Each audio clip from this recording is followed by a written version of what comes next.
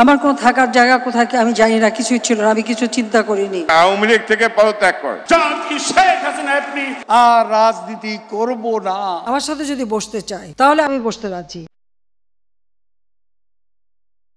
জুলাই গণহত্যার দায়ে দণ্ডিত আওয়ামী লীগ এখন পলাতক। দলটির প্রধান ফ্যাসিস্ট হাসিনা ভারতে। শীর্ষ নেতাদের অনেকেই ভারতসহ পৃথিবীর বহু দেশে ফেরারি। তবুও থেমে নেই দলীয় কোন্দল, বরং পলাতক আওয়ামী লীগে এই কোন্দল আরও প্রকট হয়েছে বলে দাবি করেছে আল জাজিরার একটি অনুসন্ধানী প্রতিবেদন।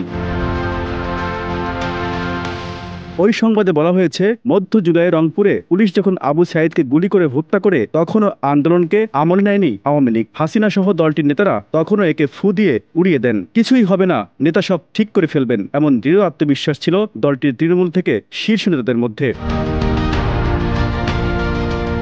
এদিকে 5ই আগস্ট বাংলাদেশের সবচেয়ে প্রাচীন এই দলটির অপমৃত্যু হলে দলের লাখ লাখ নেতাকর্মী নিষ্ক্রিয় হয়ে পড়ে। আত্মগোপনে থেকে অনেকেই টুকটাক কাজকর্ম করে জীবন ধারণের চেষ্টা করছে। তাদের কেউই আর দলীয় রাজনীতিতে ফিরতে আগ্রহী নয় বলছে আল জাজিরা।